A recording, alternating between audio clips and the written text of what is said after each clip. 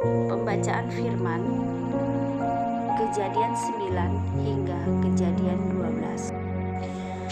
Perjanjian Allah dengan Nuh. Lalu Allah memberkati Nuh dan anak-anaknya serta berfirman kepada mereka, "Beranak cuculah dan bertambah banyaklah serta penuhilah bumi. Akan takut dan akan gentar kepadamu segala binatang di bumi dan segala burung di udara, segala yang bergerak di bumi dan segala ikan di laut. Ke dalam tanganmulah semuanya itu diserahkan. Segala yang bergerak, yang hidup akan menjadi makananmu. Aku telah memberikan semuanya itu kepadamu, seperti juga tumbuh-tumbuhan hijau. Hanya daging yang masih ada nyawanya, yakni darahnya, janganlah kamu makan. Tetapi mengenai darahmu, yakni nyawa kamu, aku akan menuntut balasnya. Dari segala binatang, aku akan menuntutnya. Dan dari setiap manusia, aku akan menuntut nyawa, sesama manusia. Siapa yang menumpahkan darah manusia, darahnya akan tertumpah oleh manusia. Sebab Allah membuat manusia itu menurut gambarnya sendiri. Dan kamu beranak cuculah dan bertambah banyak, sehingga tak terbilang jumlahmu di atas bumi. Ya, bertambah banyaklah di atasnya."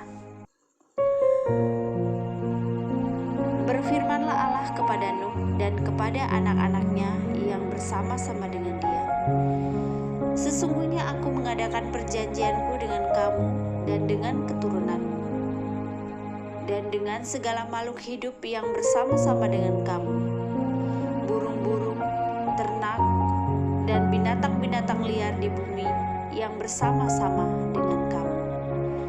Segala yang keluar dari bahtera itu, segala binatang di bumi, maka kuadakan perjanjianku dengan kamu, bahwa sejak ini tidak ada yang hidup yang akan dilenyapkan oleh air bah lagi, dan tidak akan ada lagi air bah untuk memusnahkan bumi." Dan Allah berfirman, "Inilah tanda perjanjian yang kuadakan antara aku dan kamu, serta segala makhluk yang hidup yang bersama-sama dengan kamu, turun-temurun untuk selama-lamanya. Busurku kutaruh di awan, supaya itu menjadi tanda perjanjian antara aku dan bumi. Apabila kemudian kudatangkan awan di atas bumi dan busur itu tanpa di awan, maka aku akan mengingat perjanjianku yang telah ada antara aku dan kamu, serta segala makhluk yang hidup, segala yang bernyawa, sehingga segenap air tidak lagi menjadi air bah untuk memusnahkan segala yang hidup. Jika busur itu ada di awan, maka aku akan melihatnya, sehingga aku mengingat perjanjianku yang kekal antara Allah dan segala makhluk yang hidup, segala makhluk yang ada di bumi." Berfirmanlah Allah kepada Nuh, "Inilah tanda perjanjian yang kuadakan antara aku dan segala makhluk yang ada di bumi." Nuh dan anak-anaknya. Anak-anak Nuh yang keluar dari bahtera ialah Sem, Ham, dan Yafet. Ham adalah bapak Kanaan. Yang tiga inilah anak-anak Nuh. Dan dari mereka inilah tersebar penduduk seluruh bumi. Nuh menjadi petani, dialah yang mula-mula membuat kebun anggur. Setelah ia minum anggur, mabuklah ia, dan ia telanjang dalam kemahnya. Maka Ham, bapak Kanaan itu melihat aurat ayahnya, lalu diceritakannya kepada kedua saudaranya di luar. Sesudah itu Sem dan Yafet mengambil sehelai kain dan membentangkannya pada bahu mereka berdua. Lalu mereka berjalan mundur. Mereka menutupi aurat ayahnya sambil berpaling muka, sehingga mereka tidak melihat aurat ayahnya. Setelah Nuh sadar dari mabuknya dan mendengar apa yang dilakukan anak bungsunya kepada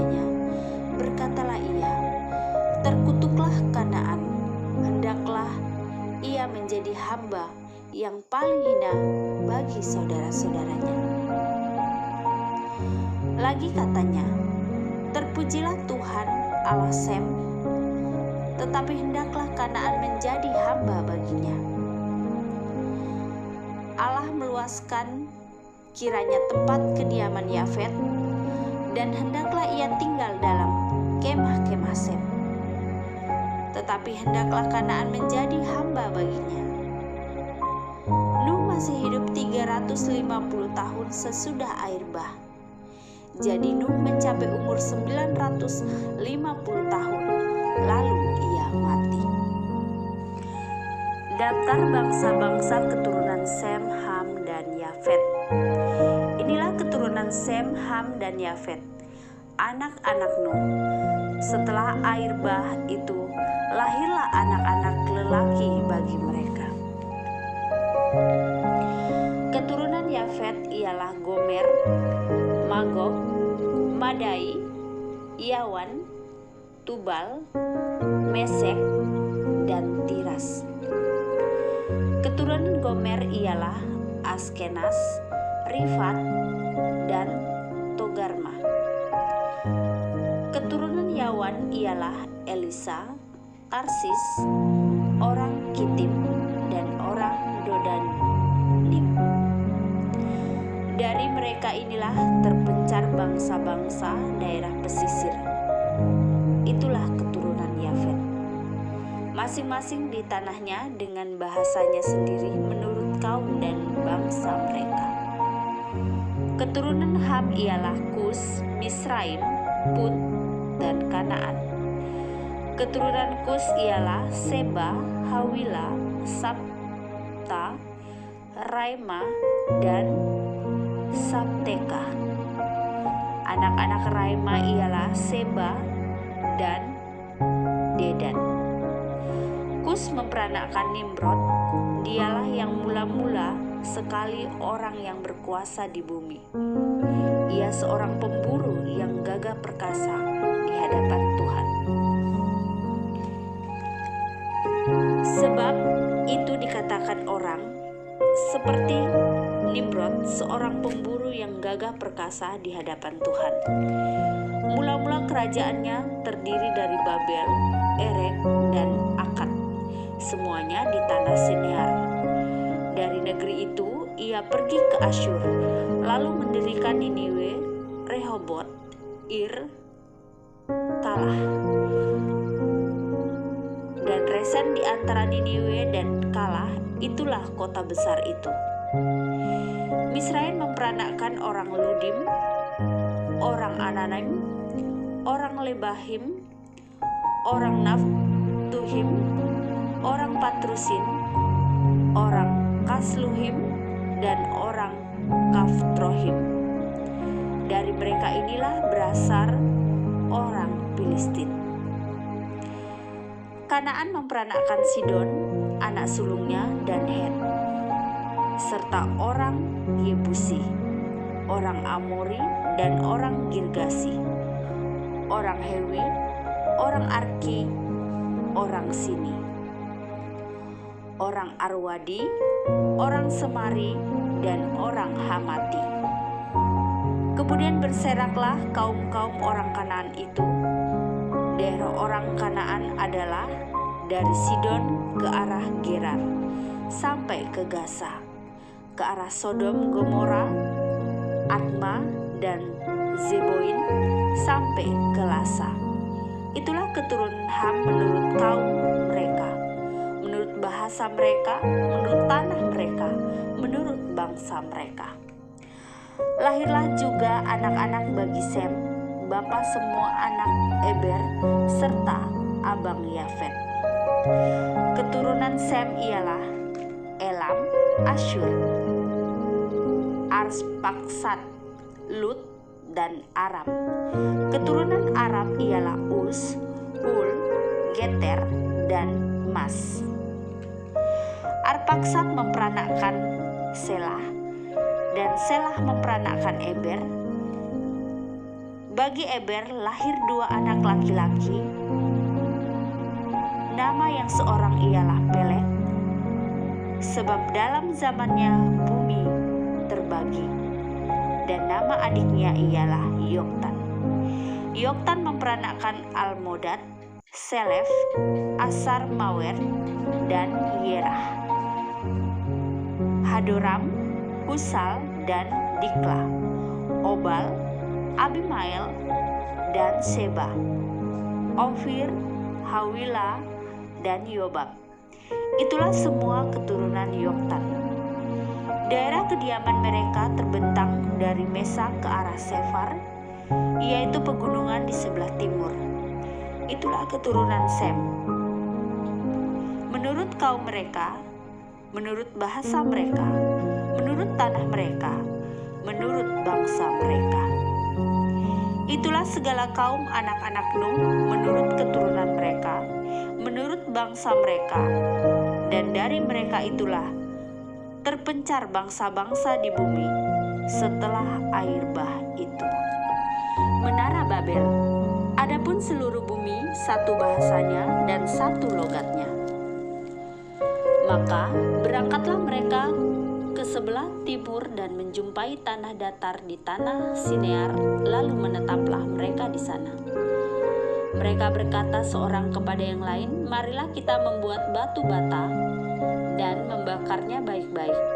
Lalu bata itulah dipakai mereka sebagai batu dan gala-gala sebagai tanah liat. Juga kata mereka, marilah kita dirikan bagi kita sebuah kota dengan sebuah menara yang puncaknya sampai ke langit, dan marilah kita cari nama supaya kita jangan terserak ke seluruh bumi. Lalu turunlah Tuhan untuk melihat kota dan menara yang didirikan oleh anak-anak manusia itu, dan ia berfirman, mereka ini satu bangsa dengan satu bahasa untuk semuanya. Ini barulah permulaan usaha mereka. Mulai dari sekarang apapun juga yang mereka rencanakan, tidak ada yang tidak akan dapat terlaksana. Baiklah kita turun dan mengacau balukan di sana bahasa mereka, sehingga mereka tidak mengerti lagi bahasa masing-masing. Demikianlah mereka diserakkan Tuhan dari situ ke seluruh bumi, dan mereka berhenti mendirikan kota itu. Itulah sebabnya sampai sekarang nama kota itu disebut Babel, karena disitulah dikacau balaukan Tuhan bahasa seluruh bumi, dan dari situlah mereka diserakkan Tuhan ke seluruh bumi. Keturunan Sem. Inilah keturunan Sem. Setelah Sem berumur 100 tahun, ia memperanakkan Arpaksad. 2 tahun setelah air bah itu, Sem masih hidup 500 tahun setelah ia memperanakkan Arpaksad, dan ia memperanakkan anak-anak lelaki dan perempuan. Setelah Arpaksad hidup 35 tahun, ia memperanakkan Selah. Arpaksad masih hidup 403 tahun setelah ia memperanakkan Selah, dan ia memperanakkan anak-anak lelaki dan perempuan. Setelah Selah hidup 30 tahun, ia memperanakkan Eber. Selah masih hidup 403 tahun setelah ia memperanakkan Eber, dan ia memperanakkan anak-anak lelaki dan perempuan. Setelah Heber hidup 34 tahun, ia memperanakkan Peleg. Eber masih hidup 430 tahun setelah ia memperanakkan Peleg, dan ia memperanakkan anak-anak lelaki dan perempuan. Setelah Peleg hidup 30 tahun, ia memperanakkan Rehu. Peleg masih hidup 209 tahun setelah ia memperanakkan Rehu, dan ia memperanakkan anak-anak lelaki dan perempuan. Setelah Rehu hidup 32 tahun, ia memperanakkan anaknya Serug. Rehu masih hidup 270 tahun setelah ia memperanakkan Serug, dan ia memperanakkan anak lelaki dan perempuan. Setelah Serug hidup 30 tahun, ia memperanakkan Serug masih hidup 200 tahun. Setelah ia memperanakan Nahor, dan ia memperanakan anak-anak lelaki dan perempuan. Setelah Nahor hidup 29 tahun, ia memperanakan Terah. Nahor masih hidup 119 tahun setelah ia memperanakan Terah, dan ia memperanakan anak-anak lelaki dan perempuan. Setelah Terah hidup 70 tahun, ia memperanakan Abram, Nahor, dan Haran.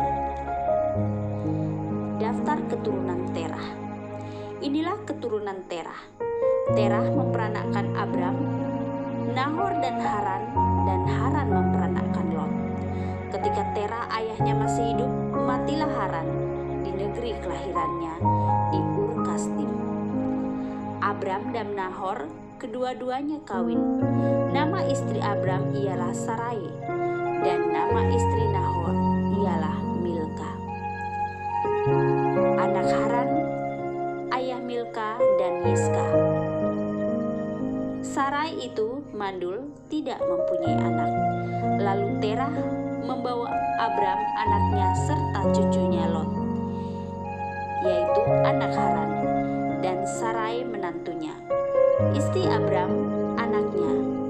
Ia berangkat bersama-sama dengan mereka dari Uskasdim untuk pergi ke tanah Kanaan. Lalu sampailah mereka ke Haran dan menetap di sana.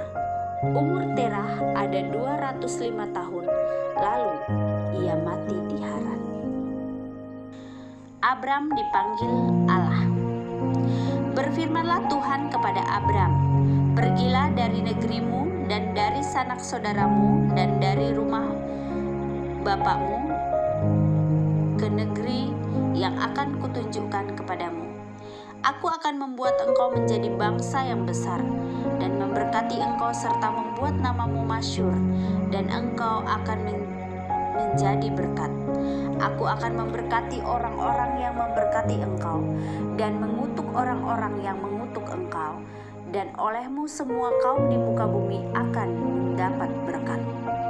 Lalu pergilah Abram seperti yang difirmankan Tuhan kepadanya, dan Lot pun ikut bersama-sama dengan dia. Abram berumur 75 tahun ketika ia berangkat dari Haran. Abram membawa Sarai istrinya dan Lot, anak saudaranya, dan segala harta benda yang didapat mereka dan orang-orang yang diperoleh mereka di Haran. Mereka berangkat ke tanah Kanaan lalu sampai di situ. Abram berjalan melalui negeri itu sampai ke suatu tempat dekat Sikem, yakni pohon terbantin di More. Waktu itu orang Kanaan diam di negeri itu. Ketika itu Tuhan menampakkan diri kepada Abram dan berfirman, "Aku akan memberikan negeri ini kepada keturunanmu." Maka didirikannya di situ mezbah bagi Tuhan yang telah menampakkan diri kepadanya. Kemudian ia pindah dari situ ke pegunungan di sebelah timur Betel. Ia memasang kemahnya dengan Betel di sebelah barat dan Ai di sebelah timur. Lalu ia mendirikan di situ mezbah bagi Tuhan dan memanggil nama Tuhan. Sesudah itu Abram berangkat dan makin jauh ia berjalan ke tanah Negeb. Abram di Mesir. Ketika kelaparan timbul di negeri itu, pergilah Abram ke Mesir untuk tinggal di situ sebagai orang asing, sebab hebat kelaparan di negeri itu. Pada waktu ia akan masuk ke Mesir, berkatalah ia kepada Sarai istrinya, "Memang aku tahu bahwa engkau adalah seorang perempuan yang cantik parasnya. Apabila orang Mesir melihat engkau, mereka akan berkata, 'Itu istrinya.' Jadi mereka akan membunuh aku dan membiarkan engkau hidup. Katakanlah bahwa engkau adikku, supaya aku diperlakukan mereka dengan baik karena engkau, dan aku dibiarkan hidup oleh sebab engkau." Sesudah Abram masuk ke Mesir, orang Mesir itu melihat bahwa perempuan itu sangat cantik. Dan ketika punggawa-punggawa Firaun melihat Sarai, mereka memuji-mujinya di hadapan Firaun, sehingga perempuan itu dibawa ke istananya. Firaun menyambut Abram dengan baik-baik karena ia mengingini perempuan itu. Dan Abraham mendapatkan kambing domba, lembu sapi, keledai jantan, budak laki-laki dan perempuan, keledai betina dan unta. Tetapi Tuhan menimpakan tulah yang hebat kepada Firaun. Demikian juga kepada seisi istananya, karena Sarai istri Abraham itu. Lalu Firaun memanggil Abram serta berkata, "Apakah yang kau perbuat ini terhadap aku? Mengapa tidak kau beritahukan bahwa ia istrimu? Mengapa engkau katakan dia adikku, sehingga aku mengambilnya menjadi istriku? Sekarang inilah istrimu, ambillah dan pergilah." Lalu Firaun memerintahkan beberapa orang untuk mengantarkan Abram pergi bersama-sama dengan istrinya dan segala kepunyaannya.